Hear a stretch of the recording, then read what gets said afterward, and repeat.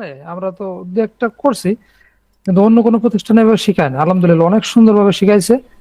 আহ, এবং আমাদেরকে লাইভও দেখাইছে, অনেক কিছু আমাদেরকে সরাসরি বুঝাইছে, দেখাইছে। এই জন্য ধন্যবাদ। আর আমরা স্টুডেন্ট হিসেবে কতটুকু কি করতে পারছি জানি না। আহ দোয়া থাকবে ভাইদের জন্য, আর প্রতিষ্ঠানের জন্য থাকলো ভাই, আমাদের জন্য দোয়া করবেন। হুম হুম এই হুম।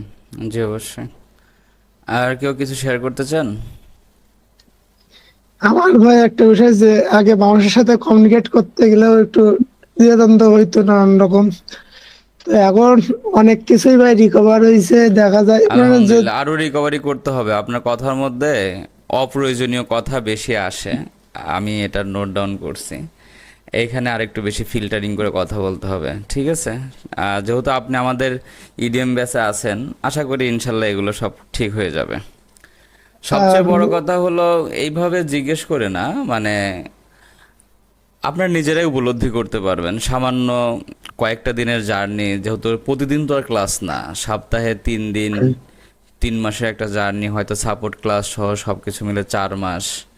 তো প্রফেশনাল বা একটা ক্যারিয়ার ডেভেলপমেন্ট করার জন্য আসলে 2, 3, 4 মাস খুবই সামান্য সময়, আর এইটা অনেকে ধরে রাখতে পারে না। তো যদি আজকে বলি আপনাদের FC1 ব্যাচের ধারাবাহিক বা অফিসিয়ালি ক্লাস শেষ হচ্ছে, কিন্তু নতুন আরেকটা জিনিসের অধ্যায় আপনাদেরকে শুরু করতে হবে। সেটা কিসের অধ্যায় বলতে পারবেন কেউ? বা জার্নি বা পার্ট? প্রসেস যে বিষয় এটা ভাই, ভাই মার্কেটিং এর বিষয়টা আরো ভালোভাবে শুরু করতে হবে। Marketing freelancing journey. ফ্রিল্যান্সিং আচ্ছা। হ্যাঁ, আপনাদের এই পথ চলাটা কিন্তু আরও বেশি কঠিন হবে। নর্মালি আমরা কমন সেন্স থেকে যেটা বুঝি যে প্র্যাকটিস বা অনুশীলন খুব কঠিন, কিন্তু প্র্যাকটিস বা অনুশীলন কখনোই কঠিন না, এটা সহজ। বাস্তবতা হচ্ছে অনেক বড় কঠিন জিনিস। যেমন বাংলাদেশে যারা ফায়ার সার্ভিসে চাকরি নেয়, তখন তাদেরকে কি শেখায়, বা আর্মিতে বা পুলিশে যখন চাকরিতে ঢোকে কি শেখায়? ওই ম্যানুয়ালি সিস্টেম, কিন্তু এক জায়গায় একটু আগুন ধরায় দিচ্ছে, এটা কিভাবে নিভাইতে হবে দেখাও, তো নিভায়। কিন্তু বাস্তবতা কি ওই রকম থাকে? আগুনের গতিবেগ থাকে বেশি, বাতাস থাকে বেশি, তারপরে কখন কোনটা ব্লাস্ট করবে এটা কেউ বোঝে না। তো প্র্যাকটিসটা সবসময় আরামদায়ক, সহজ আমার চোখে, কিন্তু বেশিরভাগ মানুষের কাছে মনে হয় যে বলে যে প্র্যাকটিস অনেক কঠিন, প্র্যাকটিসটার জার্নিটা অনেক কঠিন, পরবর্তীতে হয়তো সহজ জীবন আছে। না, প্র্যাকটিক্যাল লাইফটাই হচ্ছে মেইন একটা লাইফ। আর আমি বরাবর একটা কথা বলি যে ফ্রিল্যান্সিং মানে শুধু আসলে ভাই কাজ পাওয়া, কাজ করা, টাকা ইনকাম না। আপনাকে এই চিন্তাধারা থেকে আরও সামনে, মানে আরও এক ধাপ আগাতে হবে, গিয়ে যে পয়েন্টটা আপনাকে হিট করতে হবে বা রিয়েলাইজেশন করতে হবে, সেটা হলো লাইফস্টাইল। ফ্রিল্যান্সিং একটা লাইফস্টাইল, যে লাইফস্টাইলটা আমার কাছে মনে হয় একজন অ্যাডভোকেট, লয়ার, ডক্টর, ইঞ্জিনিয়ার চাইতেও অনেক গুণ বেশি ভালো এবং কমফোর্টেবল একটা লাইফ। বাংলাদেশে যদি অ্যাভারেজের টপ ক্যাটাগরির যে প্রফেশনাল লাইফগুলো আছে বিজনেস বাদে, সেই লাইফগুলোর যদি আপনারা স্যালারি স্কেল যদি মেজারমেন্ট করেন, তার থেকে অনেক বেশি উপরে না হলেও কাছাকাছি বা বেশি যেটা ইনকাম হচ্ছে সেটা হলো ফ্রিল্যান্সিং থেকে। কিন্তু সবাই না, সবাই না, কারণ এখানে অনেক কিছু পয়েন্ট আছে আমাদের বোঝার সমস্যা। এই ফ্যামিলির একজন অসুস্থ, ফ্যামিলিতে একজন গেস্ট আসছে, বা আর্জেন্ট কোথাও যেতে হবে, আমরা সেটাকে খুব বেশি বড় করে একটা ইস্যু ক্রিয়েট করি। ভাই আজকে আমার অমুক জায়গা থেকে গেস্ট আসছে, আজকে তো আমি ক্লাস করতে পারবো না, আজকে তো এটা করতে পারবো না। কিন্তু আমি সবসময় যেভাবে চিন্তা করি, আমি যদিও চাকরি করি না, আমরা ফ্রিল্যান্সিংকে বলি স্বাধীন পেশা, কিন্তু স্বাধীনতা বেশি পেলে কি হয়? একটা ফ্যামিলির ছেলে মেয়ে যদি বেশি স্বাধীনতা পায়, ওই ছেলে মেয়ে কি মানুষ হয়? মানুষ কিন্তু হয় না, নষ্ট হয়ে যায়। তো আপনি যখন বেশি বেশি স্বাধীনতা স্বাধীনতা মনে করবেন ফ্রিল্যান্সিং পেশাকে, তখন আপনি নিজের মধ্যে নিজেকে আর কন্ট্রোল রাখতে পারবেন না। ও ঠিক আছে পরে করব, ঠিক আছে তখন করব। এইটাই সবসময় বুঝতে হবে, যদি আজকে আমি জব করতাম, তাহলে আমার ফ্যামিলিতে 5 জন গেস্ট আসলো, তাদেরকে নিয়ে কি আমি বসে আড্ডা দিতে পারতাম? নাকি বলতে হতো তোমরা থাকো, খাওয়া দাওয়া করো, আমি অফিস শেষ করে আসি? কথা কিন্তু ওটাই বলা লাগতো, যে তোমরা থাকো, আমি অফিস শেষ করে আসি। বা একটা ফ্রেন্ড ডাক দিচ্ছে, চলে যাচ্ছেন, যদি আপনি একটা জব করতেন আপনি পারতেন? তার মানে কি, আমরা আসলে এইভাবে কখনোই চিন্তা করি না। এনিওয়ে, আমরা যেহেতু আজকে FC1 ব্যাচের ক্লাস শেষ করছি, বাট এটা এই শেষটা আসলে শেষ না। এখন শুরু হচ্ছে আমাদের আসল পথ চলা। আমাদের যে জার্নিটা আপনারা যেভাবে জার্নিটা শুরু করছিলেন সেটাকে আরও বড় করতে হবে এখন। এই জার্নির এই সময়ের ইনভেস্টমেন্ট, এই শেখার যে বিষয়টা, এটা তখনই সফলতা পাবে বা এটা পরিপূর্ণতা লাভ করবে যখন আপনি এই জ্ঞানটাকে কাজে লাগিয়ে টাকা ইনকাম করবেন। তো সামান্য 2-3টা কথা বলি। আমি জানি এখানে সালমান ভাই ক্লাস নিয়েছে, শিমুল ভাই ক্লাস নিয়েছে, তারা যথেষ্ট ডিপলি ক্লাস নেয়। ক্লাসের বাইরে যতটুকু যা প্রয়োজন, মোটিভেশনাল বা ইন্সপিরেশন অথবা তাদের ব্যক্তিগত লাইফ থেকে অনেক কিছু বলা, সেটাও অলরেডি বলছে। তবুও 2টা কথা না বললেই নয়, যেহেতু আমিও একজন আইটির প্রধান হিসেবে আছি। তো স্কিল অর্জন যে যতটুকু করছেন সেটাকে সবসময় ধারাবাহিকতা বজায় রাখতে হবে। পাশাপাশি যে জিনিসটা প্রয়োজন, যে রাইট স্ট্র্যাটেজি এবং ইমপ্লিমেন্ট, আপনার সঠিক প্রয়োগ এবং এটার পরিচর্যা না হলে এটা কখনোই আপনি টিকে থাকতে পারবেন না। প্রত্যেকটা মানুষের জীবনেই ঝামেলা আছে, মানে ঝড়ঝাপটা যাকে বলা হয়, উত্থান পতন, স্রোত, এগুলো থাকে, এটা থাকবেই। এখানে আপনি হিন্দু হন আর মুসলমান হন বা অন্য ধর্মের হন সেটা বিষয় না। আমাদের মুসলমান ধর্মের, আসলে ইসলাম তো শুধু মুসলমানদের জন্য না, এটা পৃথিবীর সব মানব জাতির জন্য।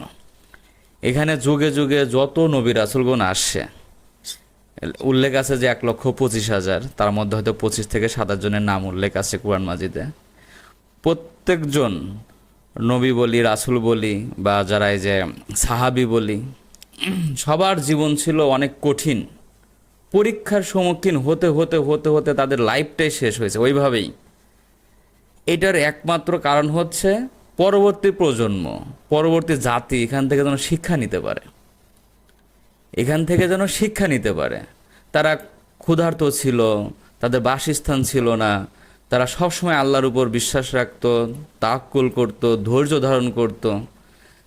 যেমন ইয়াকুব বা আইয়ুব আলাইহিসসালাম, একজন নবী হওয়ার পরেও তার শরীর পচন ধরে গেছে, জিবায় পোকা ধরে গেছে। কিছুদিন আগেও বোধহয় আমি অন্য একটা আমাদের ব্যাচে বললাম যে মা মরিয়ম আলাইহিসসালাম সবার সারাই বাচ্চা প্রসব করছে। এটা তারপরে কি হলো যে সমাজে তাকে নিয়ে হেয় প্রতিপন্ন করা হলো। এগুলো কেন? এগুলো সবই আল্লাহর নিদর্শন এবং প্রত্যেকটা জিনিসই হচ্ছে একটা এক্সাম। এই জিনিসগুলো দেওয়ার কারণ হচ্ছে যাতে করে আমরা এখান থেকে শিক্ষা পাই, অল্পতেই যেন ভেঙে না পড়ি, অল্পতেই যেন খুব বেশি ইমোশনাল না হয়ে পড়ি, হতাশ না হয়ে পড়ি। তো লাইফের এই জায়গায় যদি আপনি ঠিক থাকতে পারেন ভাই, যেমন আমি 2 মাস খুব ভালো ইনকাম করলাম, আবার 2 মাস ইনকাম নেই, আমি মনে হয় পারবো না, দ্রুত আমার জবে ফিরে আসতে হবে, অথবা বাবার জমি জমা আছে এগুলো চাষাবাদ করতে হবে, নইলে আমার চাকরিতে ঢুকে যেতে হবে, মানে এরকম এত ছটফট করা যাবে না ভাই।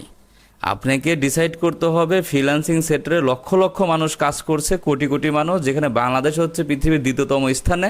অন্যরা পারলে আমি কেন পারবো না? নিশ্চয়ই আমার মধ্যে গাফলতি আছে, সেই গাফলতিটা আপনাকে ঠিক করতে হবে। তো আমি যেটা বলতে চাই বারবার, এক্সপিরিয়েন্স গ্যাদার করতে হবে, এক্সপিরিয়েন্স ইনক্রিজ করতে হবে, প্র্যাকটিসের পরিমাণ বাড়াইতে হবে এবং রিয়েল ওয়ার্ল্ডে কাজে নামার মতো একটা মেন্টালি বিল্ড আপ করতে হবে, মোস্ট ইম্পর্ট্যান্ট। তারপর ধারাবাহিকভাবে এই বিষয়গুলো যখন আপনি পরিচর্যা করবেন, যখন আপনি এগুলোকে নার্সিং করবেন, টেক কেয়ার করবেন, ধীরে ধীরে আপনার সফলতার যে আপনার টার্গেট, মিশন, ভিশন, গোল, সেইখানে আপনি পৌঁছাইতে পারবেন।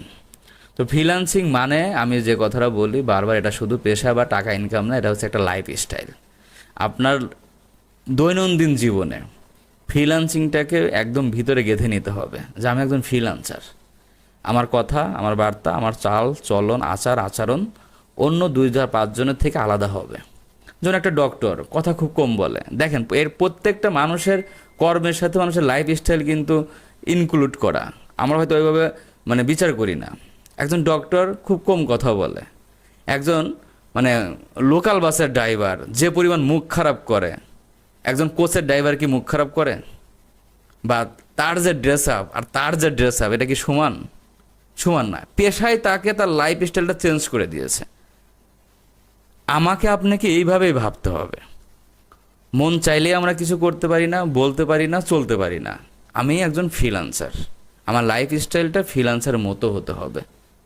এই কথা পরে যে মেইন পয়েন্ট, কথা বললে অনেক হবে, এখন এটা কেন বললাম? এই ফেসবুকে সারাদিন পড়ে থাকেন, 5 জন কথা বলতেছে আপনাকে নিয়ে, কিন্তু আপনাকে বুঝতে হবে ভাই, সোশ্যাল মিডিয়া ইন্টারনেট দিয়ে আপনার ইনকাম। ওই ডাক্তার, ওই ইঞ্জিনিয়ারের ফেসবুকে কোনো কাজ নাই, তাই সে থাকে না, অন্যজনকে দেখলে সে বকাবকি করে। আমার কাজটা কি? আমার কাজই হচ্ছে ইন্টারনেটের থ্রুতে ইনকাম করা। তো আমার তো এখানে থাকতেই হবে। ডক্টর যদি হসপিটালে না যায়, চেম্বারে যদি না যায়, তার ইনকাম হবে? তো তাকেও তো সেখান থেকে বারণ করা যেতে পারে যে হসপিটাল একটা অস্বাস্থ্যকর পরিবেশ, আপনি কেন এখানে থাকেন? কেউ কি বলছে কোনো দিন? বলে নাই। এই রাস্তাঘাটে ধুলাবালি, গাজীপুর সাভার টাবার দেখলে বুঝতে পারবেন কি ধুলাবালি। এখানে বিএসসি ইঞ্জিনিয়ার পর্যন্ত পড়ে আছে, নাক মুখ ঢেকে বা ছাড়া। তা কেউ কি বলছে যে আপনি কেন এই ধুলাবালির মধ্যে, পরিবেশ খারাপ, এখানে কেন? ও বললে তো ধমক দেয়, একদম থাপড়াবে। কিন্তু আপনি যখন ফেসবুক ইউজ করেন, আপনাকে যখন রাত 4টা-5টা পর্যন্ত অনলাইনে দেখা যায়, তখন আপনাকে অনেকে জ্ঞান দিতে আসে, আর আপনি সেটাতে ডিমোটিভ হন। কিন্তু আপনি কনফিডেন্টলি বলতে পারেন না যে ভাই পেশাই আমার এইটা, অনলাইনে থাকাটাই আমার পেশা, এটা নেশা না, এটা আমার পেশা। তো তুমিও তোমার ওই জায়গাগুলো ছেড়ে আসো, এসে আমার সাথে আড্ডা দাও। কিন্তু যখন এ ধরনের কথা আমরা শুনি, আমরা কি উত্তর দিতে পারি? পারি না। কারণ আপনি একজন ফ্রিল্যান্সার, আপনার লাইফস্টাইল ফ্রিল্যান্সিংয়ের মতো হতে হবে, এটা আমরা ভুলে যাই। তো এ নিয়ে যদি ভবিষ্যৎ বা ফিউচারের কথা যদি কিছু বলি, বা একটা যদি অ্যাডভাইস দেওয়া যায়, সেটা হচ্ছে বারবার যে কথাগুলো বলি, প্যাশেন্সের এখানের কোনো কন্ট্রোল নাই, আনলিমিটেড ধৈর্য প্রয়োজন, এবং খুব কুইকলি সাকসেসফুল হওয়ার চিন্তাভাবনা মাথায় রাখলে হবে না। আমার একটা পেমেন্ট পাওয়া মানেই কিন্তু সাকসেস না, 1 মাস অনেক টাকা ইনকাম করা মানেই কিন্তু সাকসেস না। সাকসেস জিনিসটা আলাদা ভাই। তো এই দ্রুত রেজাল্ট পাওয়ার মনোভাব থেকে আমাদের বের হয়ে আসতে হবে। এরপরে যে বিষয়টা বলা যায় সেটা হচ্ছে, আমি আমার ইডিএম ব্যাচে বা basic to advance digital marketing and Shopify ড্রপশিপিংয়ে যে কথাগুলো বারবার বলি, সেটা হচ্ছে নিজেকে ব্র্যান্ড হিসেবে বিল্ড করতে হবে, লাইক পার্সোনাল ব্র্যান্ডিং। এটার বিকল্প নাই। একটা সময় ছিল অগোছালোভাবে অনেক কিছু হতো, এখন আর হয় না এইভাবে। এখন এভাবে হয় না। আলহামদুলিল্লাহ আমাদের ব্যাচগুলোর অনেকেই ডেভেলপমেন্ট করছে, অলরেডি নিজেদেরকে গুছিয়ে নিচ্ছে বা নিয়েছে, বা কেউ অলরেডি প্ল্যানিং করে রাখছে, ধীরে ধীরে করছে। কারণ টাকা পয়সার ব্যাপার স্যাপার আছে। কারণ এখানে একটা ওয়েবসাইট ক্রিয়েট করতে গেলে কিছু টাকা খরচ হবে, ডোমেইন হোস্টিংয়ের ব্যাপার থাকে, তারপর ব্র্যান্ডিং করতে গেলে এখানে কিছু বিষয় থাকে, গ্রাফিক্স বা অন্যদের সাথে কিছু কাজ করতে হয়, সার্ভিস চার্জ দিতে হয়। সব তো আর নিজে করা যায় না। তো আর্থিক অবস্থা বুঝে অনেকে অলরেডি নিজেদেরকে একটু পরিবর্তনের জন্য চিন্তাভাবনা আনছে, এটা আমি খুব হ্যাপি পার্সোনালি। এবং এই যে আজকে যে শিখলেন, এরপরে কি এমন হবে তো মাস্ট যে আপনি আর কোনোদিনও ফাইবারের রিসার্চ না মাথা ঘামাবেন না। নতুন কি আসলো, কি করা যায়, এই জিনিসগুলো আপনি করতে পারবেন না বা করবেনও না, আই থিঙ্ক। এনিওয়ে, এটা করলে হবে না। কি করতে হবে? আমাদের প্রতিদিন 2-3 ঘন্টা করে এই স্কিল ডেভেলপমেন্টের পিছনে সময় দিতে হবে। স্কিল ডেভেলপমেন্টের পিছনে সময় দিতে হবে। আর যে বিষয়টা অত্যন্ত গুরুত্বপূর্ণ সেটা হচ্ছে কমিউনিকেশান ইনক্রিজ করা, বিল্ড করা। এখন পর্যন্ত আপনাদের ফেসবুকে 50-60টার উপরে লাইক কমেন্টস হয় না কেন?